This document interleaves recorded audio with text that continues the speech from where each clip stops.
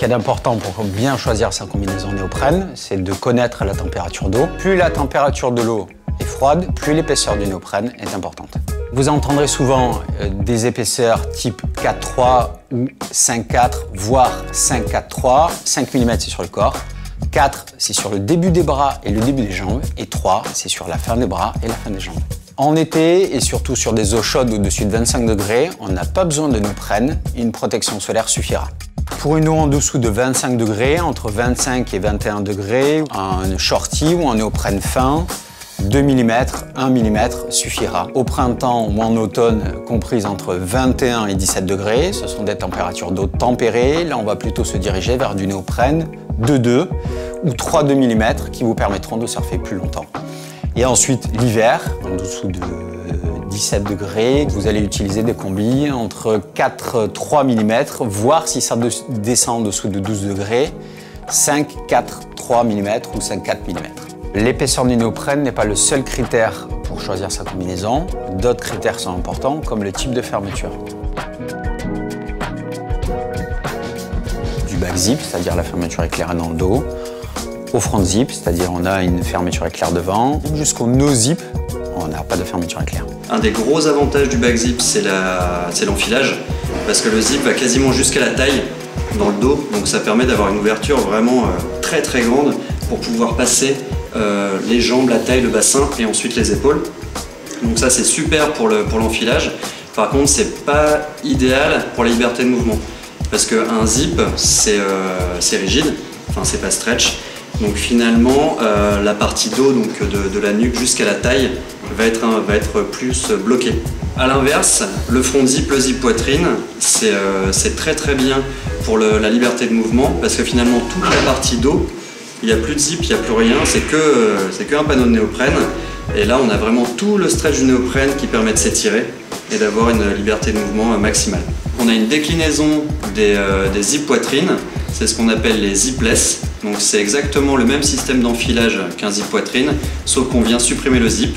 Donc c'est l'idéal pour la liberté de mouvement parce qu'on enlève tous les points durs qui sont au niveau du torse.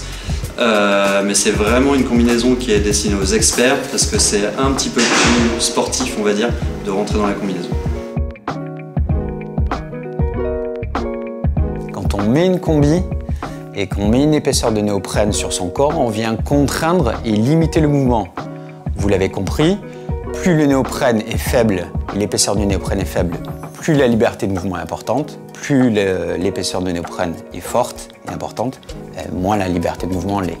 Donc on va faire le choix de nos composants en fonction de la liberté de mouvement. Plus on va monter en gamme, plus on va rechercher des matières de plus en plus élastiques pour amener de la liberté de mouvement parce que un débutant n'a pas du tout les mêmes mouvements qu'un expert. Un expert va manœuvrer sur la vague, va remonter au pic, va revenir, va beaucoup ramer et du coup il faut qu'il ait un confort de rame. Donc on va rechercher des matières de plus en plus stretch et avec une durée dans le temps optimale parce que il peut rester jusqu'à 3 heures dans l'eau. Ouais, alors qu'un débutant va rester qu'une heure dans l'eau. En moyenne. Par exemple, sur les combissants, on utilise un néoprène standard pour les débutants qui sont plus souvent debout pour prendre les mousses. Une fois qu'on va passer au 500, on va amener de l'élasticité sur les bras et les épaules. Oui, quand on parle d'une montée en gamme, on parle pour l'homme, mais aussi pour la femme. On a exactement les mêmes composants. Et la liberté de mouvement est vraiment complètement identique. C'est-à-dire qu'on n'a pas un produit féminin qui serait moins performant que le produit homme. C'est juste finalement du fit pour s'adapter à la morphologie féminine. Une fois qu'on a choisi les meilleurs composants qui correspondent à notre niveau d'usage, entre en jeu donc tout ce qui est les découpes, donc les coutures sur la combinaison. On fait très attention à positionner les coutures dans des zones qui ne sont pas des zones de frottement ou d'irritation. C'est essayer de minimiser le nombre de coutures, parce qu'aujourd'hui les coutures ça bloque le néoprène. Donc sur nos tops de gamme par exemple, on n'a plus de coutures qui coupent la taille ou au niveau du dos, ce qui permet d'avoir des grands panneaux de néoprène qui sont très très stretch pour garantir un maximum de liberté de mouvement. Dernier point important, la 4.3 ou la 5.4, là les systèmes d'assemblage et les coutures ne sont pas traversantes, elles viennent prendre juste le bord du néoprène sans le trouer et en plus on applique un système de colle sur la couture. Donc la couture est beaucoup plus étanche et du coup la combi assure une thermicité beaucoup plus importante que sur un autre système d'assemblage et de couture.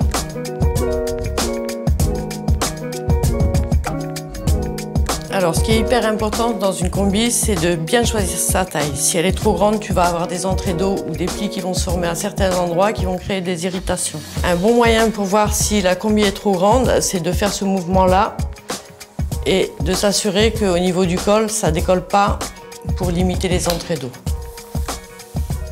Les 4 critères fondamentaux pour choisir sa combinaison en fonction de la température d'eau sont l'épaisseur du néoprène, le système de fermeture de la combinaison, le système d'assemblage des panneaux de néoprène, ainsi que la liberté de mouvement.